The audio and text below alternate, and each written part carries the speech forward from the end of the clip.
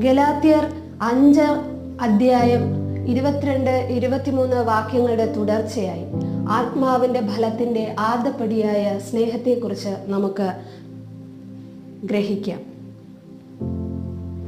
1 കൊരിന്ത്യർ 13:1 ഇങ്ങനെ പറയുന്നു: ഞാൻ മനുഷ്യരുടെയും ദൈവദൂതന്മാരുടെയും ഭാഷകളിൽ സംസാരിച്ചാലും എനിക്ക് സ്നേഹമില്ലെങ്കിൽ ഞാൻ മുഴങ്ങുന്ന ചേങ്ങലയോ ചിലമ്പുന്ന കൈത്താളമോ ആണ്.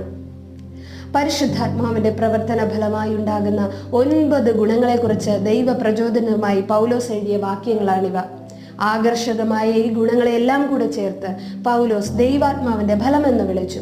ഒരു മരം ഫലം തരുന്നത് പോലെ ഒരാളുടെ ജീവിതത്തിൽ പരിശുദ്ധാത്മാവ് തടസ്സമില്ലാതെ ഒഴുകുമ്പോൾ ആ വ്യക്തി ദൈവാത്മാവിന്റെ ഫലം പ്രകടമാക്കും. ദൈവാത്മാവിന്റെ ഫലത്തിന്റെ ഭാഗമായി പൗലോസ് പട്ടികപ്പെടുത്തിയിരിക്കുന്ന ആദ്യത്തെ ഗുണം സ്നേഹമാണ്. എന്താണ് സ്നേഹം? നമുക്കത് എങ്ങനെ വളർത്തിയെടുക്കാം? നമുക്ക് സ്നേഹമുണ്ടെന്ന് അനുദിന ജീവിതത്തിൽ എങ്ങനെ കാണിക്കാം? സ്നേഹത്തെ വാക്കുകളിൽ നിർവചിക്കുക അത്ര എളുപ്പമല്ല. എങ്കിലും സ്നേഹമുള്ള ഒരാൾ എങ്ങനെ ചിന്തിക്കുമെന്നും പെരുമാറുമെന്നും ബൈബിൾ വിശദീകരിക്കുന്നുണ്ട്. മറ്റുള്ളവരോട് തോന്നുന്ന ആഴമായ പ്രിയവും ആത്മാർത്ഥമായ താല്പര്യവും അതിലുൾപ്പെടുന്നു. സ്നേഹമുള്ള ഒരാൾ വിശ്വസ്തനായ ഒരു സുഹൃത്തുമായിരിക്കും. സ്നേഹമില്ല എങ്കിൽ ഞാൻ ഏതുമല്ല എന്നാണ് പൗലോസ് പറഞ്ഞത്. അതേസമയം അസൂയ, അഹങ്കാരം, മാന്യതയില്ലാത്ത പെരുമാറ്റം, സ്വാർത്ഥത, ക്ഷമിക്കാതെ നീരസം വച്ചുകൊണ്ടിരിക്കുന്ന സ്വഭാവം എന്നിവയെല്ലാം സ്നേഹമില്ലായ്മയുടെ തെളിവാണ്. എന്നാൽ ഹൃദയശൂന്യവും വിലകെട്ടതുമായ അത്തരം ദുർഗുണങ്ങൾ പോലെയല്ല സ്നേഹം. നമ്മൾ വളർത്തിയെടുക്കാൻ ആഗ്രഹിക്കുന്ന സ്നേഹം സ്വാർത്ഥതയോടെ തൻ കാര്യം നോക്കുന്നില്ല. ദൈവം സ്നേഹമാണ്. യഹോവയിൽ സ്നേഹം നിറഞ്ഞു നിൽക്കുന്നു എന്ന് പറയാം. നമുക്ക് വേണ്ടി കഷ്ടം സഹിച്ച് മരിക്കാൻ യേശുവിനെ അയച്ചതാണ് മനുഷ്യ കുടുംബത്തോട് ദൈവം കാണിച്ച ഏറ്റവും വലിയ സ്നേഹം. അപ്പോസ്തലനായ യോഹന്നാൻ എഴുതി, തൻ്റെ ഏകജാതനിലൂടെ നമുക്ക് ജീവൻ ലഭിക്കാൻ വേണ്ടി ദൈവം ആ മകനെ ലോകത്തേക്ക് അയച്ചു. ഇതിലൂടെ ദൈവത്തിന് നമ്മളോടുള്ള സ്നേഹം വെളിപ്പെട്ടിരിക്കുന്നു. നമ്മൾ ദൈവത്തെ സ്നേഹിച്ചിട്ടില്ല, പകരം നമ്മോടുള്ള സ്നേഹം കാരണമാണ് ദൈവം തൻ്റെ മകനെ നമ്മുടെ പാപങ്ങൾക്ക് ഒരു അനുരഞ്ജന ബലിയായി അയച്ചത്. ഇതാണ് യഥാർത്ഥ സ്നേഹം. ദൈവം ഈ വിധത്തിൽ സ്നേഹം കാണിച്ചതുകൊണ്ടാണ് നമുക്ക് പാപങ്ങളുടെ ക്ഷമ കിട്ടുന്നത്, ഒരു പ്രത്യാശ ലഭിച്ചത്, ജീവനിലേക്കുള്ള വഴി തുറന്നത്.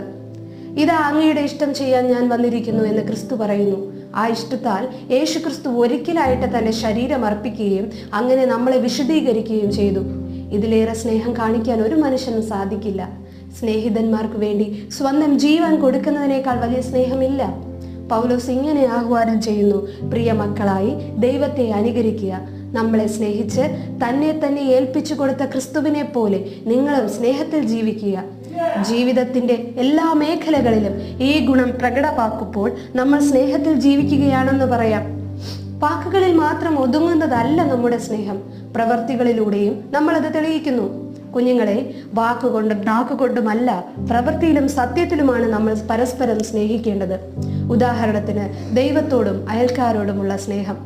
സ്നേഹത്തിൽ ജീവിക്കുന്നെങ്കിൽ അയൽക്കാരോട് ദൈവരാജ്യത്തിന്റെ സന്തോഷ വാർത്ത അറിയിക്കാൻ നമുക്ക് സ്വാഭാവികമായും തോന്നും. നമ്മൾ പരിശുദ്ധാത്മാവിന് വേണ്ടി പ്രാർത്ഥിക്കുകയും എപ്പോഴും ദൈവാത്മാവിനെ അനുസരിച്ച് നടക്കുകയും ചെയ്താൽ നമുക്ക് കൂടുതൽ സ്നേഹത്തോടെ മറ്റുള്ളവരോട് ഇടപെടാനാകും. ചില ഉദാഹരണങ്ങൾ നോക്കാം.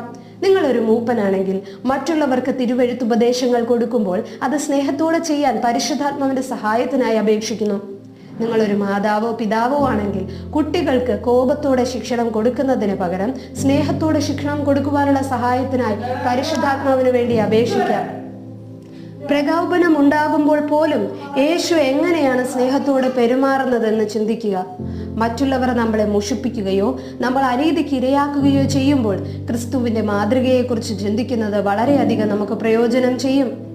അത്തരം സാഹചര്യങ്ങളിൽ യേശുവായിരുന്നെങ്കിൽ ഇപ്പോൾ എന്ത് ചെയ്തേനെ എന്ന് ചിന്തിക്കുന്നത് നല്ലതാണ്.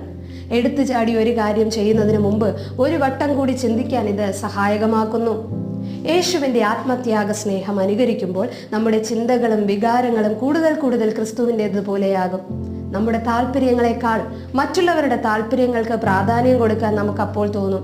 നമുക്ക് എല്ലാവർക്കും ദൈവത്തോടുള്ള സ്നേഹം ഏറ്റവും മൂല്യമുള്ളതാണ്.